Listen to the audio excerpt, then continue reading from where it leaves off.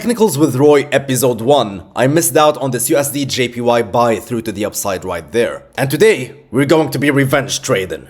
So here's my revenge trade. There you guys can see it. So guys, you know my trading setup. For now, I've been explaining it for a while on this channel. My trading setup is fairly simple. I wait for the market to push in a certain direction. In this case, it was bullish. And then I wait for the market to shift direction. And then I take a trade in the opposite direction, a counter trend trade, a transition trade, whatever you want to call it.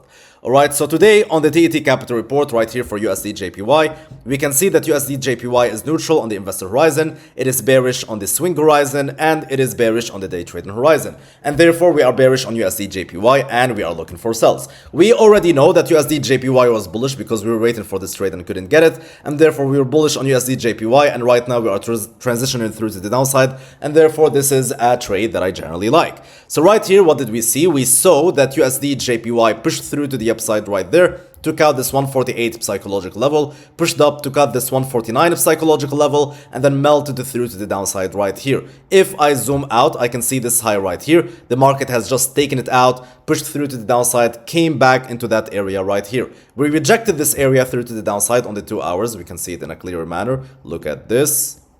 This is the candlestick formation that I relied on to take this trade. Right here, you can see the market rejecting this area and closing bearish, and therefore I decided to take this trade right here, and the market right now is pushing in the opposite direction. We'll see how this goes. So that's it. That's the trade. That's the revenge trade that I'm taking to make the money that the market didn't give me on USD JPY.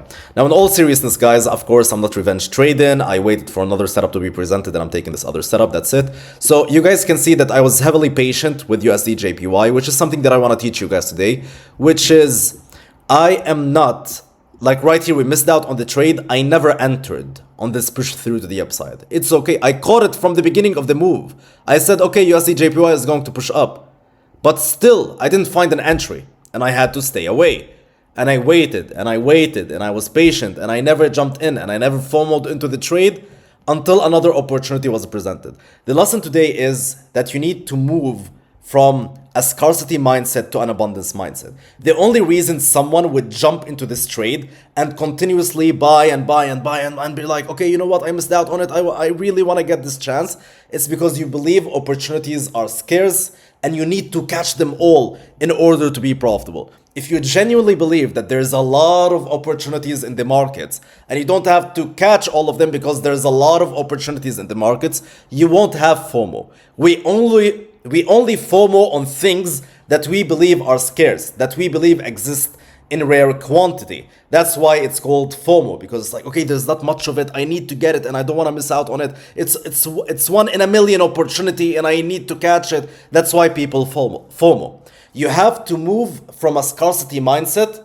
that makes you FOMO to an abundance mindset where you know that the charts are full with trading opportunities and therefore there's plenty of them. You don't need to chase any single one of them. You can just wait for the next one and take it very easy. You don't need to chase any one of them because there's plenty of it.